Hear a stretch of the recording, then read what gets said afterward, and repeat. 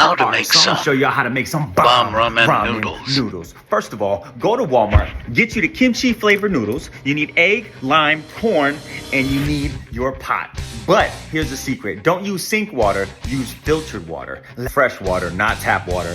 Boiling before we throw in our sauces and our spices. Also, that's the perfect amount of water. If you do any more water, it becomes a little too soupy and the sauce and the taste becomes a lot lighter. The flavorful is a lot more impactful if you got just the right amount of water.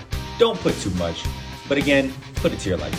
So while we wait for the water to boil, we're gonna take some cilantro and chives, chop that up in a small piece. Actually, I'm just gonna break it with my fingers because I ain't got time to be sitting there with a cutting board. We're gonna throw that in there, bam. Then we're gonna take these little sauce packets, bam. We're gonna throw the spices in there. The lime or lemon, whatever you use, you save that for the end. When everything is ready, then you just go all the way around. So once you got it all broken up in little pieces, you're just gonna hit them with that. Ooh, don't do it to them. And it's gonna look like that floating. Ooh, then we take these little sauce packets. You know, you wanna hit a little tear right at the top.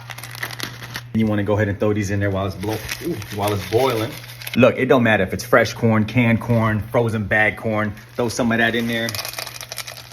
That's that sauce. That's that extra little thing that just when you bite into and you get a piece of that kernel, it's just...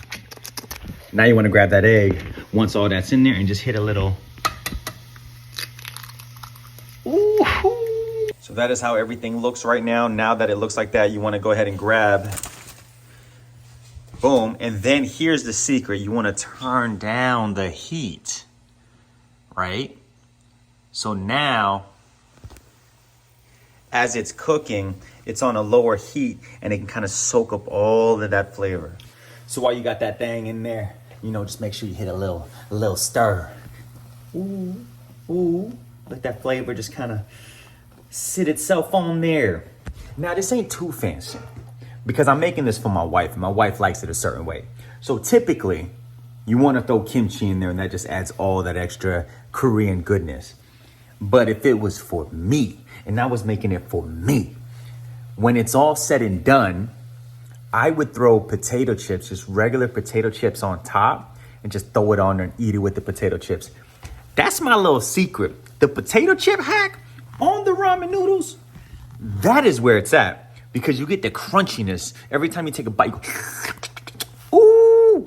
Side note, when you're cooking noodles and it's in the boiling goodness that you've concocted, you want to let it sit in there for maybe about 2 minutes. Once it starts breaking up like that into pieces, right? And it starts separating, that's a good point to let you know that it's probably only going to sit in there for another minute to a minute and a half. You don't want to let it sit in here for a long time and then the noodles just get soggy. You want it to be just right where the texture is like right in the middle between like soggy and hard. So after a few minutes, we're gonna take that pot of deliciousness. We're gonna go ahead and pour it in our bowl.